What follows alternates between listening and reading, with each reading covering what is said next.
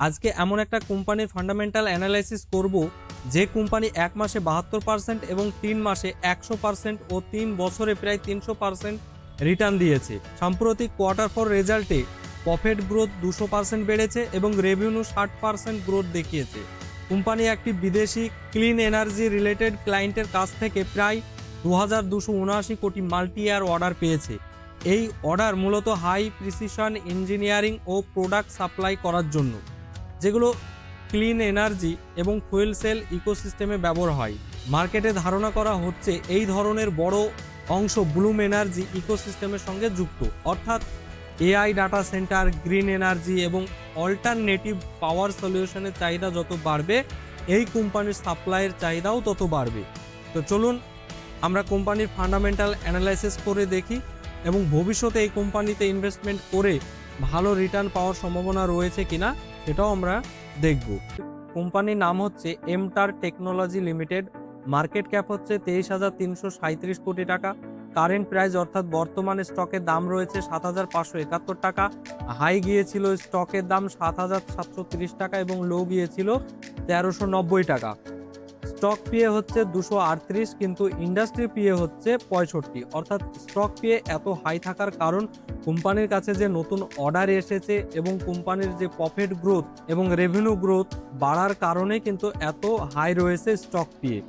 Book value হচ্ছে ২৬৮, ডিভাইডেন্ড কিন্তু কোম্পানির 0, অর্থাৎ এটা কিন্তু একটা নেগেটিভ দিক। আরওসি ১৫ এবং আরওই হচ্ছে ১২, এটা মোটামুটি ঠিকঠাক রয়েছে। ফেস ভ্যালু হচ্ছে ১০, অর্থাৎ কোম্পানির স্টক ভবিষ্যতে স্প্লিট হতে পারে। কোম্পানির উপরে ঋণ রয়েছে ৩৭৭ কোটি, কিন্তু ডেট টু ইকুইটি হচ্ছে 0.৪৬, অর্থাৎ ১-এর নিচে থাকলে এই ঋণ কোম্পানির উপরে সেইভাবে ইফেক্ট ফেলবে না। এবং আমরা যদি কোম্পানির কোয়ার্টারলি রেজাল্ট আমরা একবার দেখি, তো কোয়ার্টারলি রেজাল্ট আমরা দেখলে এখানে দেখতে পাবো সেলস কিন্তু কোম্পানির কন্টিনিউ গ্রো করছে এবং কোম্পানির যে প্রোডাক্ট তৈরি তাতে খরচটাও কিন্তু কন্টিনিউ গ্রো হচ্ছে এবং অপারেটিং প্রফিট মার্জিনটাও কিন্তু কন্টিনিউ কোম্পানি গ্রো করছে। এবার যদি প্রফিট অ্যান্ড লসটা যদি আমরা বছরের তুলনায় দেখি, তো দেখুন মার্চ ২০১৫-তে কোম্পানির সেলস ছিল মাত্র ৮১ কোটি টাকার, কিন্তু বর্তমানে মার্চ ২০২৬-এ ৮৭৬ কোটি টাকার সেলসে এসে পৌঁছেছে। তেমনই খরচটা সেই সময় ছিল মাত্র ৭৯ কোটি টাকার এবং এখন ৭০৫ কোটি টাকার খরচ হয়েছে। তো অপারেটিং প্রফিট কিন্তু কোম্পানির কন্টিনিউ গ্রো করছে। শুধুমাত্র মার্চ ২০১৭-তে নেগেটিভে ছিল, বাকি অল টাইম কিন্তু কন্টিনিউ কোম্পানির প্রফিট কিন্তু গ্রো করছে।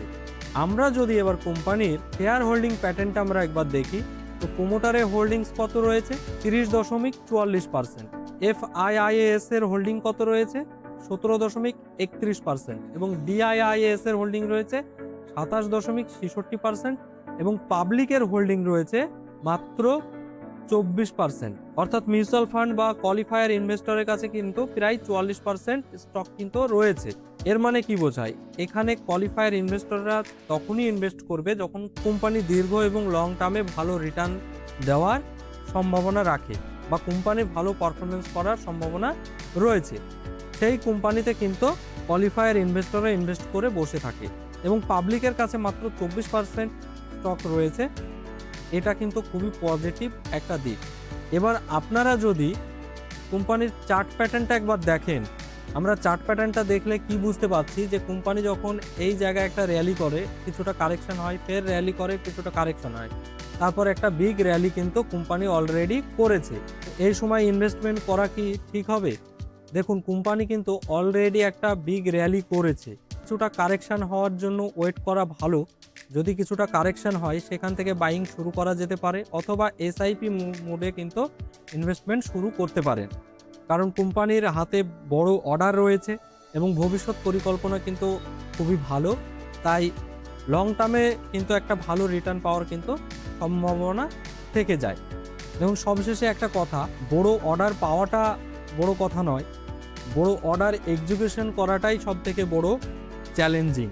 যদি কোম্পানি ঠিকঠাক যে অর্ডার পেয়েছে সেটা যদি এক্সিকিউশন করতে পারে, তো অবশ্যই কোম্পানি কিন্তু হাই রিটার্ন দেওয়ার কিন্তু ক্ষমতা রাখে। তো অবশ্যই আপনারা নিজস্ব অ্যানালাইসিস করবেন এবং স্টক মার্কেট সম্পর্কিত ভিডিওর জন্য অবশ্যই আমার এই চ্যানেলকে সাবস্ক্রাইব করে পাশে থাকবেন এবং আপনাদের মতামত কিন্তু এই কমেন্ট বক্সে লিখবেন এবং আপনারা কোন কোম্পানির ফান্ডামেন্টাল অ্যানালাইসিস ভিডিও চান সেই সম্পর্কিত কমেন্ট করবেন। আমরা চেষ্টা করব সেই কোম্পানির ফান্ডামেন্টাল অ্যানালাইসিস ভিডিও আপলোড করার। সকলে ভালো থাকবেন, সুস্থ থাকবেন।